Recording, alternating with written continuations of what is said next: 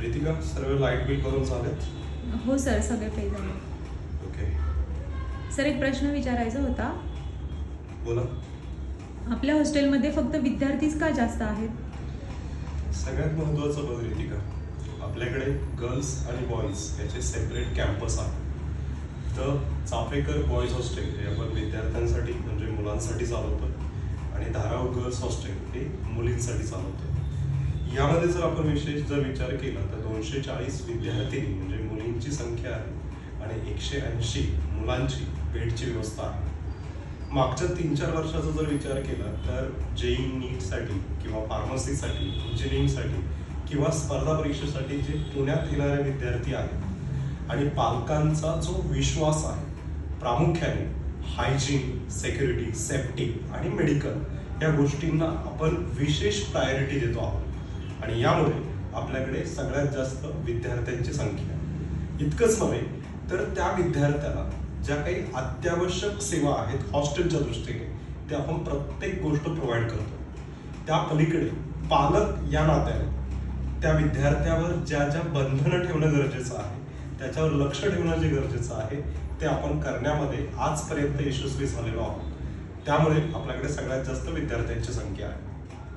कळालं? हो सर. अजून एक प्रश्न होता सर मला की आतापर्यंत आपण ज्या सोयी सुविधा त्यांना प्रोव्हाइड केल्या तर आता आपण त्याच्यामध्ये काय चेंजेस करणार आहोत? सगळ्यात चांगला आणि महत्त्वाचा प्रश्न हा. प्रामुख्याने आतापर्यंत आपण ज्या काही गोष्टी देत होतो त्यामधली एक अशी गोष्ट होती ती म्हणजे फूड, जी आपण विद्यार्थ्यांना सूट दिली होती की तुम्ही बाहेर कुठेही जेवण करू शकता, तुम्हाला हव्या त्या ठिकाणी तुम्ही फूड घेऊ शकता. आता मात्र आपण विद्यार्थ्यांच्या हायजीनच्या दृष्टीने, त्यांच्या सेफ्टीच्या दृष्टीने आपण स्वतः त्यांना या वर्षापासून फूड प्रोव्हाइड करतोय.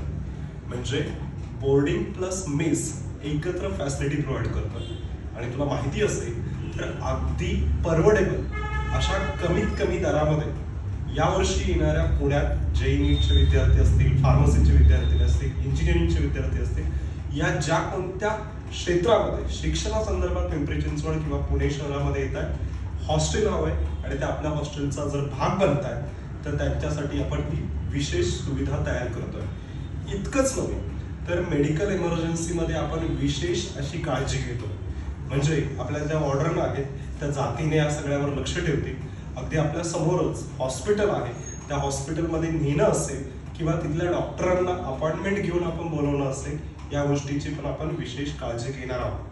विद्यार्थ्यांची डेली अटेंडन्स असेल किंवा त्यांना लागणाऱ्या अत्यावश्यक सेवा आहे या आतापर्यंत तर आपण यशस्वी देत होतोच, बट याबरोबर या वर्षीपासून या गोष्टींना आपण ऍडिशनली काळजी घेतोय. यामध्ये नक्कीच त्या विद्यार्थ्याचा आणि सगळ्यात महत्वाचं जे पालक आपल्यावर विश्वास ठेवतात त्यांचं नक्कीच आपण सॅटिस्फिकेशन करू शकतो असं मला वाटतं. आणि सर, आता एक शेवटचा प्रश्न विचारायचा आहे की आपल्याकडे येणाऱ्या नवीन विद्यार्थ्यांना आपण काय मेसेज देणार आहात? सगळ्यात महत्वाचं बघ की आज आपल्याकडे पिंपरी चिंचवड शहरामधले 10 पेक्षा जास्त इन्स्टिट्यूट आपल्या बरोबर जोडले गेलेले आहेत. जवळजवळ 5 ते 6 वेगवेगळे कॉलेजेस आपल्या बरोबर आहेत. आपल्या स्वतःचं स्वामी विवेकानंद अकॅडमी आपल्या बरोबर आहे. इतकंच नव्हे तर मी पालकांना हाच मेसेज देईन, एकाच छताखाली आपण सर्व प्रकारच्या सुविधा त्यांना देतोय. म्हणजे ते हॉस्टेल असेल, त्यांच्या फूडची व्यवस्था असेल, त्यांच्या अभ्यासाला गती देण्यासाठी अभ्यासिका हा एक मुद्दा आपण यावर्षीपासून यात ऍड करतो आहोत. त्यामुळे बिनधास तुमच्या पाल्याला तुम्ही आपल्या हॉस्टेलमध्ये सोडू शकता. त्याची काळजी घेणं, त्याला योग्य त्या सुविधा उपलब्ध करून देणं, वेळेप्रसंगी त्याच्या मागे खंबीरपणे उभं राहणं आणि त्याच्या चांगल्या किंवा वाईट गुण तुमच्यापर्यंत पोहोचवण्यासाठी आम्ही नेहमी तयार आहोत. तर आत्ताच आपले हॉस्टेलच्या बुकिंग आणि ऍडमिशन प्रोसेस सुरू झालेली आहे.